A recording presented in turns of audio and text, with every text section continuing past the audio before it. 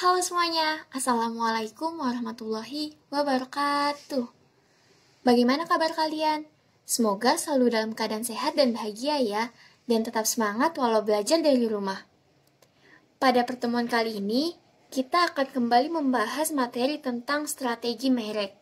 Pembahasan pada hari ini yaitu tentang perlindungan hukum bagi merek, jenis-jenis dan macam-macam merek, serta syarat dan tata cara permohonan pendaftaran merek. Tanpa berlama-lama lagi, mari kita mulai pembahasan pada hari ini dan simak video ini sampai selesai.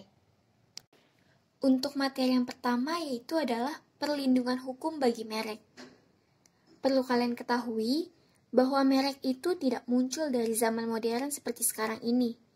Dari sejak dulu, di negara kita, pembuatan dan perlindungan merek sudah ada sejak zaman penjajahan. Perlindungan merek tersebut diatur dalam Reglement Industriel Legendum Kolonien 1912. Kemudian pada tahap kelanjutannya diganti dengan Undang-Undang Nomor 21 Tahun 1961 perihal merek perusahaan dan merek perniagaan. Pada perkembangan selanjutnya, perihal perlindungan merek diperbarui lewat aturan hukum merek dan Undang-Undang Merek 1961 di awal kemerdekaan. Selanjutnya diganti lagi dengan Undang-Undang Nomor 19 Tahun 1992 tentang merek, yang pada hakikatnya Undang-Undang Merek 1992 disesuaikan dengan Paris Convention. Lalu, Undang-Undang Nomor 19 Tahun 1992 diperbarui lagi dengan Undang-Undang Nomor 14 Tahun 1997. Dari masa ke masa terus dibuat penyempurnaan untuk Undang-Undang Merek. Lalu di masa kini diperbarui lagi lewat Undang-Undang Nomor 15 Tahun 2001 tentang merek, yang diberlakukan sejak tanggal 1 Agustus 2001. Untuk materi selanjutnya yaitu jenis-jenis dan macam-macam merek. Nah, merek itu punya beberapa jenis. Yang pertama itu ada manufaktur brand dan private brand atau merek pribadi. Manufaktur brand atau merek perusahaan adalah merek yang dimiliki oleh suatu perusahaan setelah membuat produk atau jasa yang ingin dijualnya.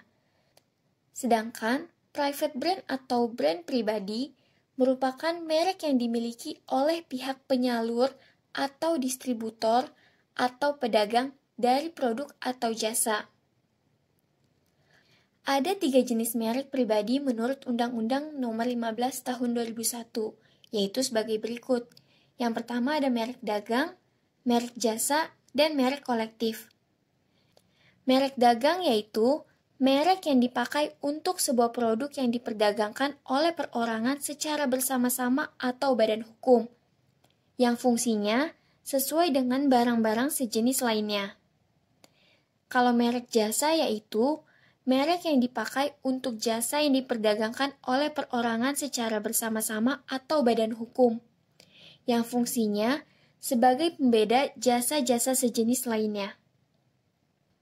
Dan yang terakhir yaitu merek kolektif, yaitu merek yang dipakai untuk barang atau jasa dengan karakteristik yang sama dan diperdagangkan oleh perorangan atau badan hukum secara bersama-sama, yang fungsinya sebagai pembeda barang atau jasa sejenis lainnya.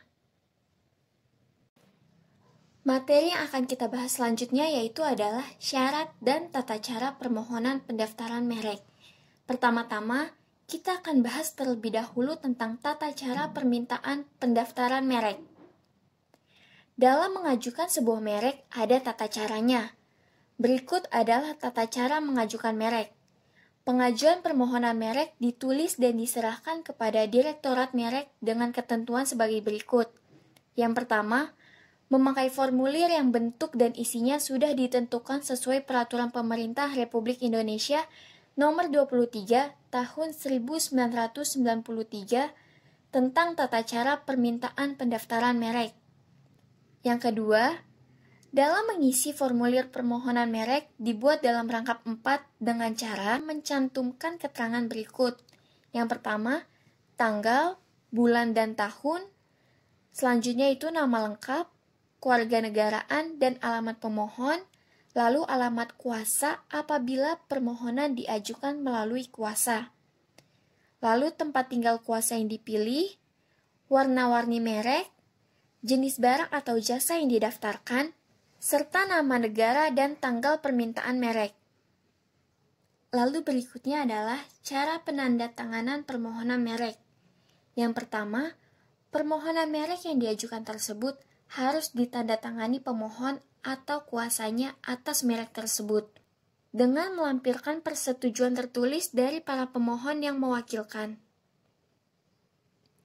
Yang kedua, ketika membuat permohonan merek yang diajukan lewat kuasa atau konsultan hak kekayaan intelektual, maka harus ditandatangani pihak kuasa dengan ketentuan sebagai berikut. Yang pertama, surat kuasa ditandatangani pihak yang berhak atas merek tersebut. Apabila penerima kuasa lebih dari satu orang, maka hendaknya permohonan merek ditandatangani oleh semua penerima kuasa. Selanjutnya untuk syarat permohonan. Dalam membuat permohonan merek, wajib dilengkapi dengan hal-hal sebagai berikut. Yang pertama itu adalah surat pernyataan kepemilikan merek, yang di dalamnya ada tanda tangan dan isi, merek yang ingin didaftarkan adalah miliknya. Yang ketiga yaitu adalah merek yang didaftarkan tidak meniru merek orang lain. Selanjutnya melampirkan pembayaran biaya. Perihal permohonan harus disertai pembayaran biaya yang sudah ditetapkan oleh Menteri Hukum dan Hak Asasi Manusia. Mungkin cukup sekian untuk materi pada hari ini. Apabila ada yang kurang jelas, bisa kalian tanyakan melalui WA Group atau melalui kolom komentar dalam video ini.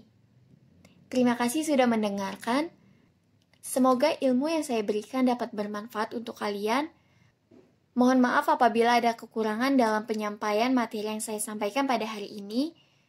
Tetap semangat dan selalu jaga kesehatan. Sekian dari saya.